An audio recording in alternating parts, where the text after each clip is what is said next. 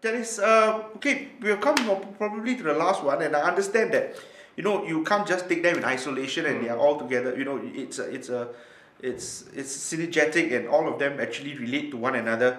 And I particularly like this one because I think this is important. A psychological climate is created which is success-oriented and fun. Maybe for lecturers, why is that important? Why do I need to have fun in the classroom?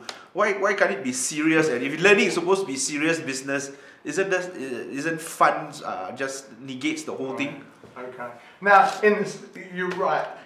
All of these principles, in a sense, are part of a dynamic system. And the psychological climate is, in some senses, an outcome of the others. If the others are working well, the students are more likely to feel that they're learning and are more likely to want to participate. So, in a sense, this is all a kind of mix, if you like. It's like making the perfect curry, whatever that is, or the perfect seafood spaghetti. It's the way the ingredients are woven together. Right. But let's just take that principle. Let's take the fun thing first. Now, we might remember at school, and I certainly remember, the teachers were serious. Learning is a serious business. Of course it is serious. Anybody who laughs, shut up, factorisation, very important, that kind of stuff. Now, we now know from research, I always knew this all my life as a kind of cockney growing up in East London, that humour is something that builds relationships, and we know that the quality of relationships between teachers and students is fundamental, because if you're my student and you feel comfortable with me,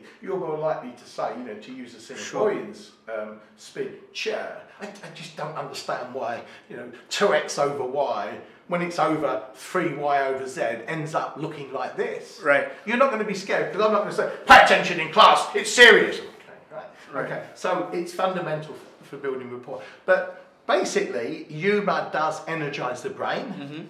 It helps to create a bit of variety. Remember, we talked about variation. Humour is a great way for also people to feel better about themselves. And particularly if the learning is quite boring. If you're learning dry stuff and you say to students, look, you must learn this. Right. But every now and again, you have a little break, and you might have a little joke here and there. Obviously, some teachers say, look, are we expected to be professional comedians? Well, no, because if you're that good, you'd probably give up teaching, because professional comedians earn more than teachers. Right.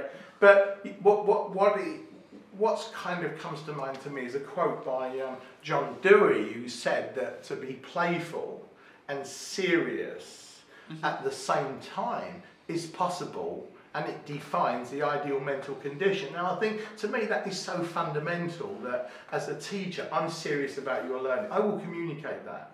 Right. Because I'm here, I'm talking to you, we're working out our objectives, we're building understanding, we're kind of giving each other feedback.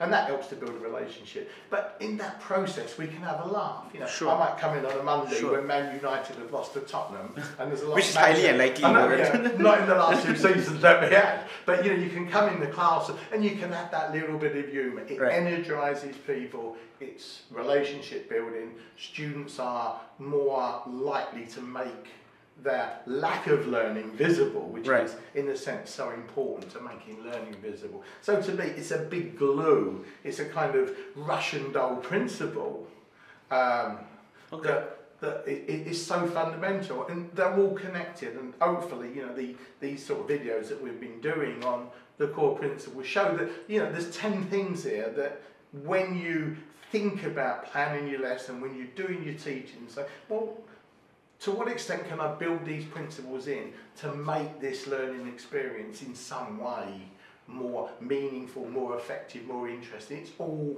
bound up together.